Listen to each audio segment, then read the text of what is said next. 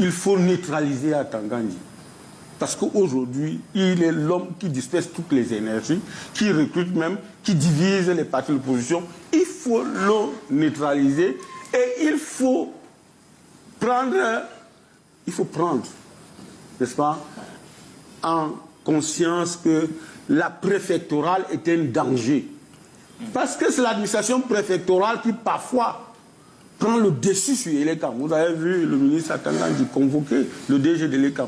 Quand on voit l'état des rapports de force en présence, on est en face d'un côté d'un ordre, d'un système gouvernant aussi vieux qu'il est robuste et rusé, qui a accumulé des années d'expérience, non seulement dans la compétition politique, mais dans toutes les formes de magouilles possibles, qui a développé une véritable technologie, non seulement de la répression, mais aussi une technologie de la fraude, qui permet qu'au vu de la configuration, il est très difficile à un parti politique de l'opposition de pouvoir y aller seul. Vous avez un ordre politique qui a à son contrôle non seulement les 360 communes, dont les 360 sous-préfets, les 58 préfets, les 10 gouverneurs qui sont pour la plupart soit des membres du RDPC, mais en tout cas proches de l'idéologie du parti.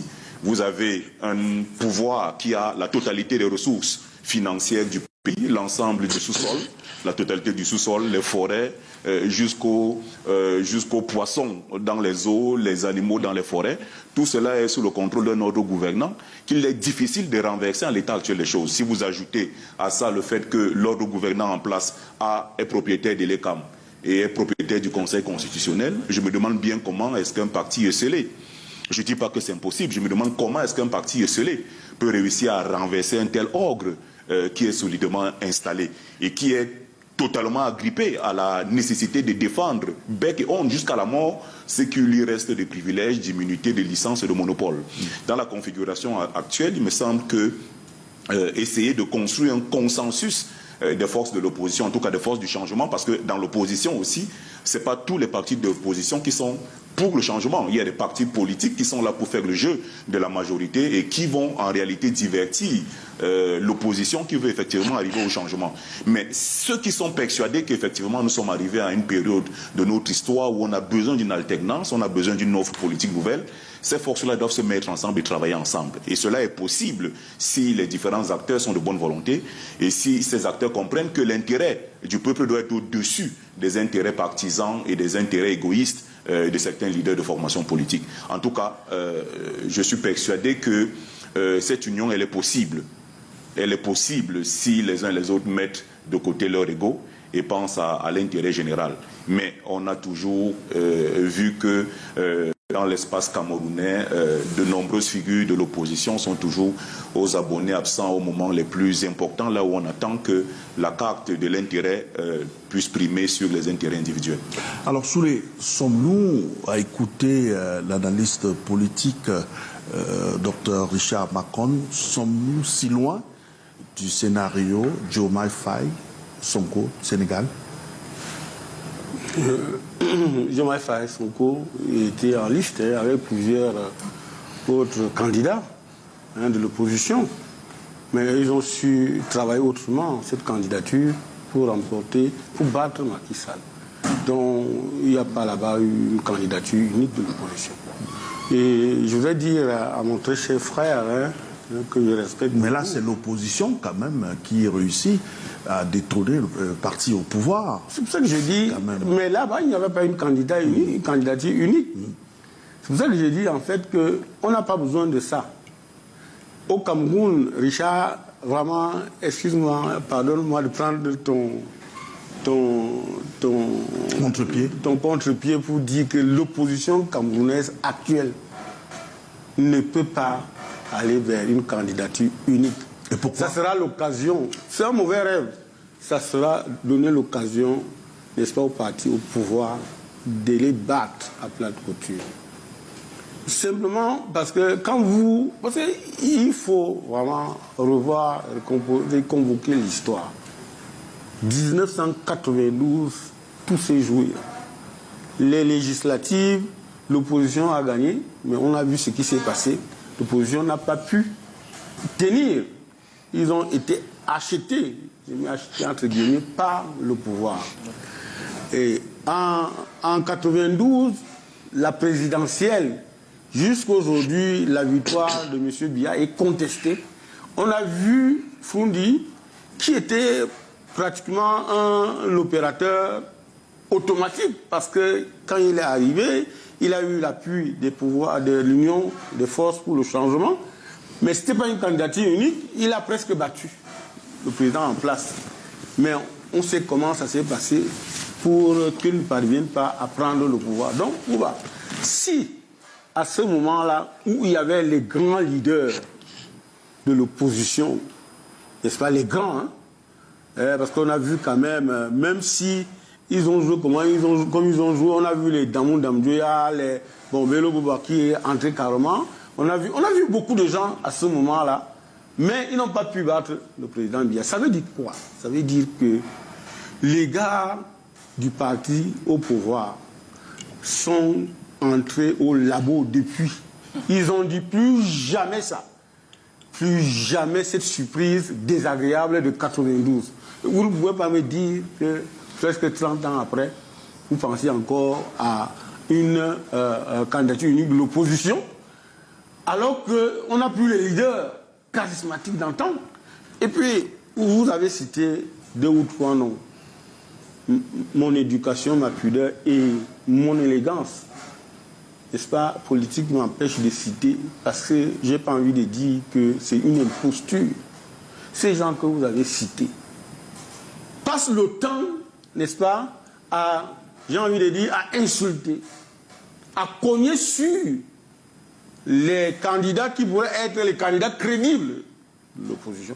Comment pouvez-vous, chaque jour, de plateau en plateau, insulter Maurice Kamto, insulter Cabral, qui était quand même le 2e et le 3e à la présidentielle de 2018, et penser que vous pouvez signer une déclaration, on les appeler à vous rejoindre.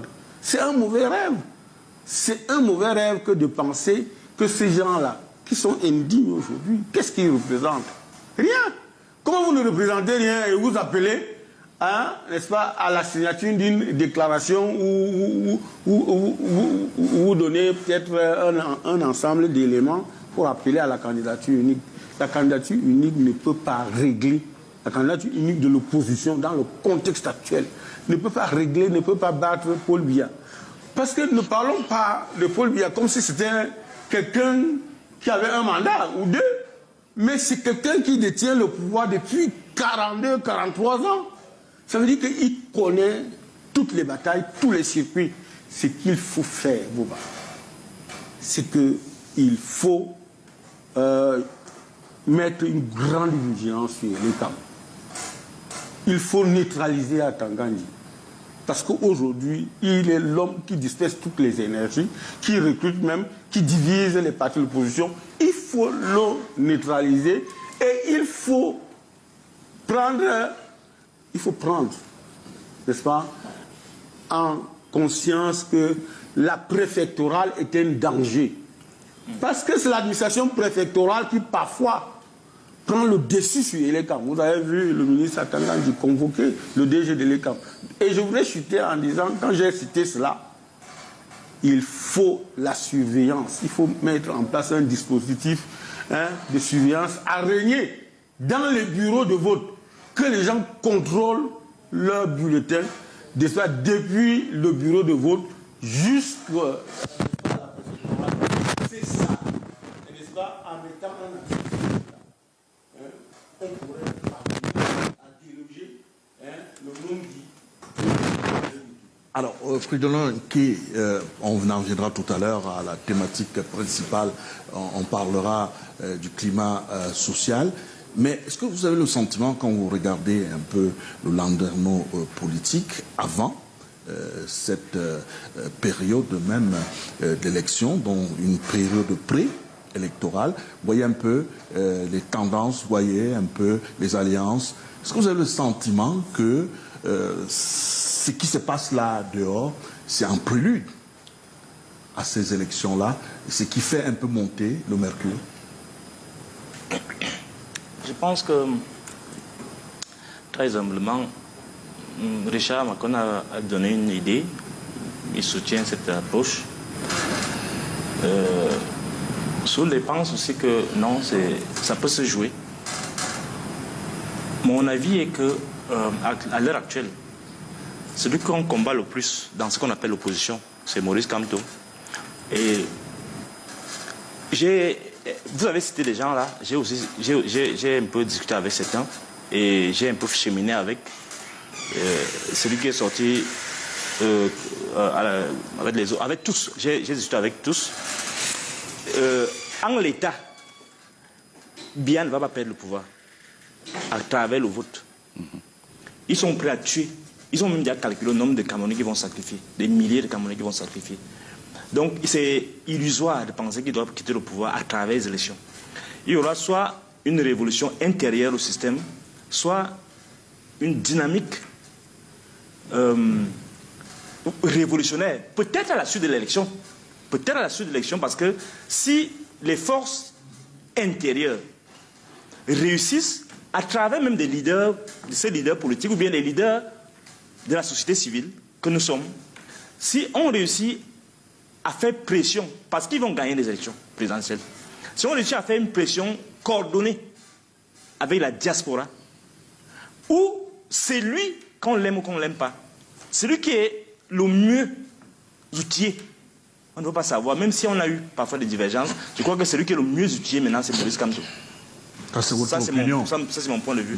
Ça peut vous surprendre, ça peut surprendre beaucoup de téléspectateurs, mais celui qui est le plus outillé, qui est, à mon avis, qui a un minimum de conviction malgré toute l'histoire. Parce que la force de ce régime, c'est discréditer les gens. La force de ce régime, c'est banaliser les compétences. Ce qu'on reproche le plus à ce régime, ce n'est pas tant cette corruption, ces tueries en masse. Ce qu'on leur reproche, c'est d'avoir ravalé la compétence, la moralité, le bon goût au rang de paillasson, de l'ignorance et de l'incompétence et du satanisme, en fait. Donc, ils ne vont pas s'arrêter là. Donc, toutes ces mesures dont on parlait tout à l'heure, à travers les actes immoraux d'Atanganji, immoraux de Galax Tora, immoraux de certains services, c'est pour asseoir la peur. C'est pour asseoir la démission. Parce qu'ils veulent que le peuple démissionne. Mais la force d'un peuple, c'est d'agir comme un fauve. Vous savez ce que font les fauves? Ils laissent sa proie paître pendant longtemps. Et la proie rumine, parfois avec la galanterie par sa queue, mais le peuple comme fauve attend. Et le peuple amplifie son plaisir de tuer, amplifie son appétit de bouffer du tyran à travers sa patience. Donc que le pouvoir en place sache qu'ils vont gagner les élections par leur manœuvre.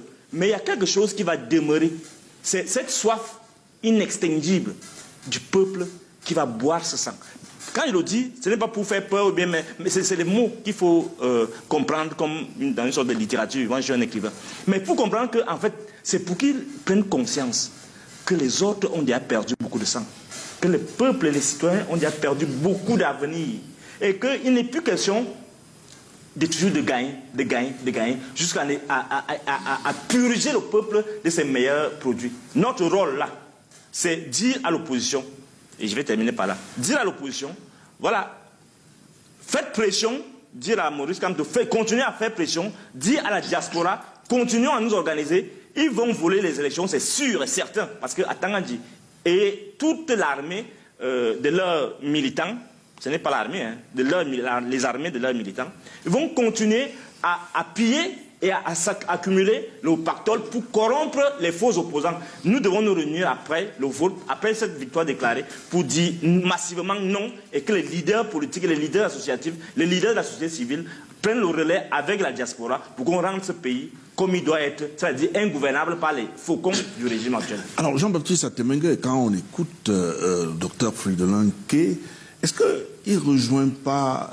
la sortie de votre secrétaire général, Jean Kouété, qui a fait une sortie au lendemain de la présentation des vœux au président de la République, disant que l'opposition est en train de tout faire pour non seulement discréditer le candidat, Paul Biya,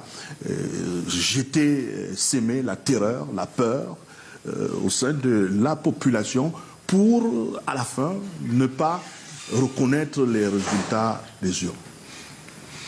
Oui, je pense qu'il y a une entreprise de disqualification du régime démocratique qui est en marche, mais nous devons rester des démocrates. Nous devons rester des démocrates. Il faut défendre la démocratie avec toutes ses valeurs, la tolérance et ses vertus de pacification du jeu politique. C'est ça le but de la démocratie, ne pas accéder au pouvoir par la force, mais par la délibération et la libre expression de la souveraineté du peuple. Le rituel électoral est ainsi fait au suffrage universel direct. Chaque citoyen, en son âme et conscience, doit pouvoir choisir ses représentants en démocratie représentative à tous les échelons de l'État. Et on est à 6 mois de la convocation du corps électoral. Ce n'est pas à 6 mois qu'on peut rêver de bouleverser ou de renverser un système politique qui est assez bien implanté sur le terrain comme le nôtre de RDPC. Je pense que l'opposition réagit tardivement. Et sachant que les chances de l'opposition sont très sont limitées, on s'achemine effectivement vers ces discours de disqualification, de fraude présumée, de délégitimation du pouvoir que nous pourrons gagner démocratiquement parce que les Camerounais vont s'exprimer, certes dans des conditions sociales assez difficiles, mais je crois que le docteur Macron disait tout à l'heure, il faut, pour convaincre les électeurs, il faut soit un leader charismatique. Nous en avons un qui fait l'unanimité chez nous. L'opposition cherche un leader charismatique qui ferait l'unanimité de leur côté, l'adversaire, chez nos adversaires. Mais au-delà du leader charismatique, il faut un programme, un projet de gouvernement au moins minimal. Et c'est ça qui peut crédibiliser une démarche politique pour convaincre les électeurs. Et là, l'opposition n'est pas prête à 6 mois des élections, nous le constatons. Bon, nous nous préparons de notre côté, mais il faudrait que le jeu démocratique en octobre soit transparent et apaisé. Est-ce que c'est pas, quand vous dites que l'opposition n'est pas visiblement prête, est-ce que c'est pas parce que tout ce qui concerne l'appareil administratif, l'appareil étatique, tout ce qui va avec le processus électoral, est-ce que c'est pas parce que tout ça, comme l'a dit d'ailleurs le docteur Richard Macron, est totalement acquise à la cause du RDPC? Non, il faut prendre du recul. Chaque fois que, quels que soient les pays, il y a des constances. Je veux dire, vous avez pris des exemples du Sénégal tout à l'heure. Vous avez vu une démarche collective qu'un candidat puisse se substituer à un autre algérien parce qu'il y avait une assise et une construction patiemment faite par une équipe solidaire. Et nous avons une opposition qui n'arrive pas à jouer le même coup, le même jeu. Si ailleurs ça a été possible, il y avait aussi une administration politique. Il y a des préfets, des gouverneurs au Sénégal. Il y a, ou dans d'autres pays au Bénin, où il y a eu des alternances démocratiques. Il y a des ministres qui étaient en poste, qui avaient une légitimité politique ou administrative, mais l'opposition là-bas a su convaincre. Et donc c'est une démarche que nos adversaires doivent faire Mais ce n'est pas 6 mois d'une élection présidentielle, ça se construit. Nous avons un ensemble d'élus. Vous avez pris, revenons à l'exemple du Sénégal, dans l'opposition, il y avait des élus. Sonko était un élu important au suffrage universel direct avant les présidentielles. Donc, il a une certaine légitimité déjà. Mais lorsque vous allez à une élection avec un candidat à l'élection présidentielle qui n'a jamais été élu ou qui a 0 élu dans ses rangs, donc aucun membre de son parti n'a une légitimité ni une assise de gestion, même à un niveau local. Mais comment vous voulez avoir une crédibilité suffisante pour gagner une élection présidentielle? C'est peu probable. Mais bon, on verra comment ça va se jouer. Mais nous avons un ensemble d'atouts et nous allons nous battre avec notre candidat pour que le jeu démocratique est ouvert. Il y a une possibilité de surveiller les élections, il y aura des observateurs internationaux comme d'habitude, je crois que tout se passe. Moi, quand on parle de fraude électorale, ça me surprend beaucoup parce que souvent j'ai assisté à ces rituels, c'est tellement transparent. En 2018, il y a eu des discours après inadmissibles dans un système démocratique d'autoproclamation de victoire, ainsi de suite. Mais ceux-là même qui jouent à ce jeu antidémocratique, ils le reconnaissaient parce que là où ils avaient des représentants, au niveau des dépouillements bureau par bureau, ils reconnaissaient ces résultats. Voilà. Comment vous lui donnez le temps? Non, vous voyez, c'est pas juste. S'il vous plaît. Pas juste. Moi, je vous fais observer que vous n'êtes pas équitable. Par souci. Non, c'est pas normal. Par souci. Vous ne l'interrompez pas. Vous êtes là, vous écoutez, tout le monde écoute ce qu'il raconte. Même s'il raconte ce qu'il raconte là, je ne peux pas qualifier ça. Mais vous le laissez parler. Mais quand il faut qu'on commence à parler, vous interrompez les gens. C'est pas gentil, c'est même pas élégant. D'accord, merci pour cette précision, mais je voulais dire que par souci d'équilibre, on vous a donné, à vous tous, chacun un temps d'antenne, et vous n'êtes forcément pas du même bord politique. Lui, il est du RDPC, donc étant du RDPC, après avoir chargé le RDPC, il est de bon ton, s'il vous plaît. S'il vous plaît, vous me posez, vous faites une remarque, et je vous donne la réponse à votre remarque, sauf si vous ne voulez pas que je vous réponde également. Alors, Jean-Baptiste Atemenge, je crois que le temps qui vous étiez imparti est arrivé à son terme, avant que Fridolin Kane intervienne. Je voulais relancer, par contre, Dr Richard Macon, avec ce corollaire, parce que cette question du consensus autour d'une candidature à l'élection présidentielle a un corollaire également avec le climat social qui prévaut actuellement au Cameroun. Est-ce que quand vous voyez un peu le mercure monter de part et d'autre, on a vu tout à l'heure les images qui nous venaient de l'extrême nord.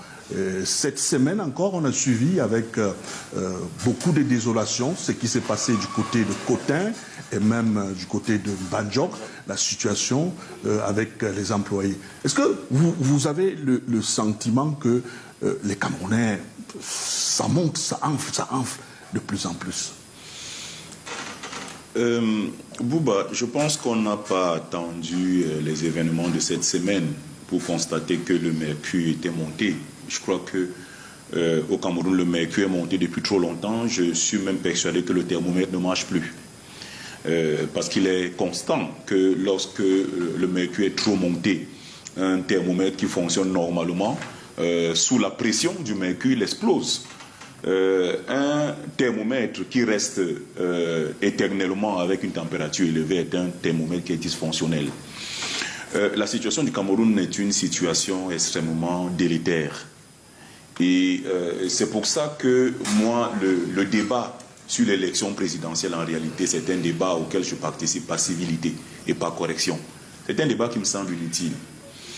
D'abord parce que quelle que soit la configuration, le RDPC va gagner. Et ce n'est pas faire injure au mérite des forces de l'opposition.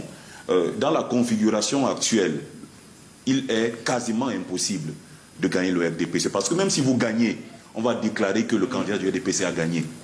Et vous n'avez pas la possibilité de faire autre chose. Vous ne pouvez rien faire. Vous n'avez pas l'armée, vous n'avez pas le contrôle de l'ECAM, vous n'avez pas le contrôle du Conseil constitutionnel où on va déclarer que tous les recours de l'opposition sont irrecevables. Donc, quel que soit le schéma, vous ne pouvez pas gagner. Et donc, pour moi, le débat sur l'élection présidentielle est un débat vraiment qui me semble secondaire. Parce que je pense que le tout n'est pas de gagner. Qu'est-ce qu'on fait avec le pouvoir qu'on a obtenu? Quand on a gagné et qu'on a eu un mandat, qu'est-ce qu'on fait du mandat qu'on a obtenu? Le Cameroun est aujourd'hui gouverné par l'une des plus vieilles autocraties de l'histoire de l'humanité. Tout à l'heure, on parlera des questions relatives à la jeunesse. On va discuter de la jeunesse avec des gens qui ont, avec des septuagénaires, des octogénaires et des nanogénaires qui discutent des questions des jeunes. Ce qui est déjà l'un des paradoxes et qui, du point de vue même de l'image, choque qu'on vous dise que c'est des gens, des octogénaires qui discutent de l'avenir de leurs enfants. C'est un pouvoir extrêmement vieux, fatigué, qui, depuis pratiquement 10 ans, est dans l'incapacité à résoudre les problèmes des Camerounais. Ce n'est pas simplement la question des jeunes, même effectivement les jeunes sont au cœur de la préoccupation, des préoccupations de ce pays. Mais c'est un gouvernement qui n'a pas de solution. Dans tous les secteurs donnés qui ont échoué. Dans le secteur de la santé, ça a échoué. Dans le secteur de la salubrité publique, le Yaoundé est une poubelle géante, ça a échoué.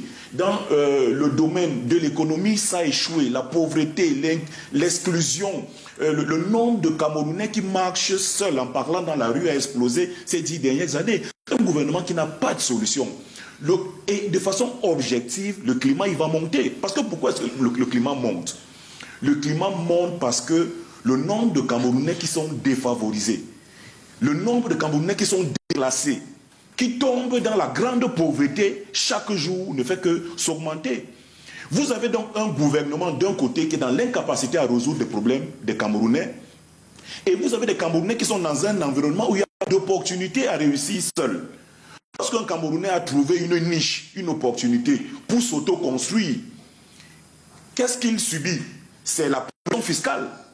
Parce que lorsqu'un gouvernement est improductif, il est dans l'incapacité de dynamiser le secteur public, à créer des opportunités pour que les opérateurs économiques créent de la richesse. Et que sa seule solution pour réussir à renflouer les caisses, c'est la pression fiscale. Ça a des conséquences sur non seulement les entreprises qui sont dans l'incapacité de produire et être compétitives, mais aussi sur les simples citoyens qui ne trouvent plus de simples activités pour s'en sortir. Vous avez donc une malgouvernance chronique. Le nombre de détournements n'a jamais augmenté comme ces dernières années. On avait, pendant un moment donné, espéré que la lutte contre la corruption qui avait été lancée allait porter des fruits. On a arrêté quelques malchanceux. Mais le plus grand nombre de voleurs est toujours en poste, sans qu'il y ait des actions pour les attaquer. Les détournements de deniers publics, la corruption a gangréné l'ensemble du système, la malgouvernance est chronique, et même des choses élémentaires lorsqu'on conduit des politiques publiques, comme les instances de médiation, des espaces de discussion n'existent plus. Parce que comment vous pouvez imaginer que dans un contexte où on dit qu'il y a décentralisation, et on a la chance qu'on a un maire qui est plutôt quelqu'un de très libre, malgré le fait qu'il soit du RDPC. C'est quelqu'un qui dit ce qu'il pense avec une certaine indépendance qui, je suis sûr, lui cause tous les problèmes du monde. Dans un système où on dit qu'il y a de la décentralisation, vous ne prenez pas un type de mesure comme celle qui a été prise dans le Nord. Vous décidez par décret un matin que vous allez créer un parc quelque part. Est-ce qu'il y a eu des concertations avec les élus locaux? Est-ce qu'il y a eu des discussions entre les élus locaux et les populations sur les sites desquels on va créer le parc? Ce sont des espaces où des populations tirent l'essentiel de leurs ressources, que ce soit des ressources alimentaires, parce qu'ils cultivent là, c'est l'endroit aussi où ils élèvent le bétail, c'est l'endroit en fait duquel ils dépendent leur subsistance au quotidien. Mais 2 ou 3 fonctionnaires, ça c'est à Yaoundé, décident comme ça, du pif un matin, décident de signer un décret qui crée un parc dans un espace dans lequel il n'y a pas eu de concertation.